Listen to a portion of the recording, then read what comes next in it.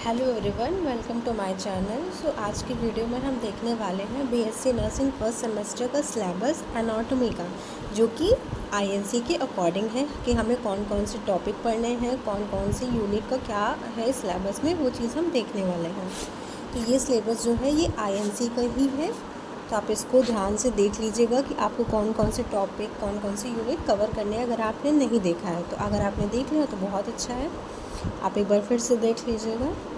सो ये एनाटॉमी का सिलेबस है। तो जैसा कि फर्स्ट यूनिट जो है introduction to anatomical terms and organization of the human body, इसमें क्या है, define the terms related to the anatomical position, जो कि है introduction to the anatomical terms related to position, जैसे कि anterior, ventral, posterior, dorsal, superior, inferior, medial, lateral, proximal, distal, superficial, deep, prone, supine, palmar and planter.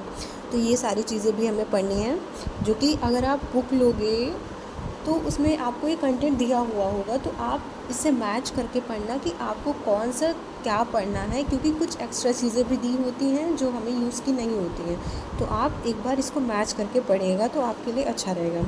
Second thing है describe the anatomical planes, जो कि है anatomical planes axial, transverse, horizontal, sagittal, vertical plane and coronal, frontal, oblique plane. Define and describe the term used to define and describe the term used to describe movements। ये movements हैं, आप इनको एक बार read कर लीजिएगा, match कर लीजिएगा। Next देखते हैं। नेक्स्ट है organisation of human body and cell structure of cell tissue membranes and glands. Cell structure, cell division, tissue definition, type, characteristic, classification, location, membrane glands का classification and structure, identify major surface and bony landmarks in each body region, organisation of human body. Next है hyaline, fibro cartilage, elastic cartilage. Next है describe the type of cartilage, features of skeletal, smooth and cardiac muscles, application and implication in nursing. Next देखते हैं। Next unit है हमारा respiratory system. तो respiratory system में क्या है, describe the structure of respiratory system, structure of the organs of respiration, identify the muscles of respiration and examine their contribution to the mechanism of breathing, muscles of respiration, application and implication in nursing. Next देखते हैं।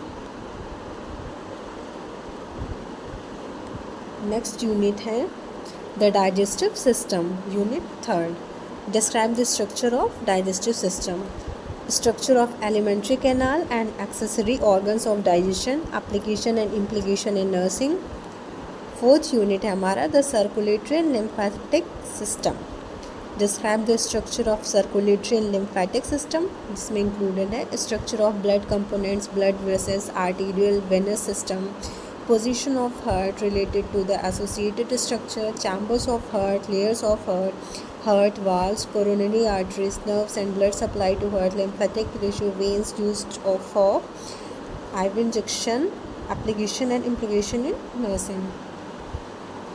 next unit है unit fifth the endocrine system. इसको आप एक बार read कर लीजिएगा जो जो ऑप्शंस हैं। सिक्स यूनिट है द सेंसरी ऑर्गन्स, उसमें ये टॉपिक्स इंक्लूडेड हैं। सेवन्थ है द मस्कुलोस्केलेटल सिस्टम, इसमें ये सारे टॉपिक्स इंक्लूड हैं, एक बार अच्छे से रीड कर लीजिए, देख लीजिएगा। उसके बाद ये भी उसी का है, यूनिट का है। उसके बाद एट्थ यूनिट है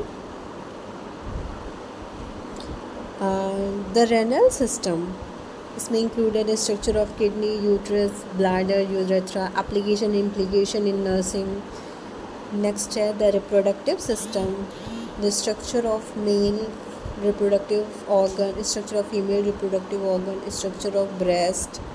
नेक्स्ट यूनिट है द नर्वस सिस्टम, इसको देख लीजिएगा।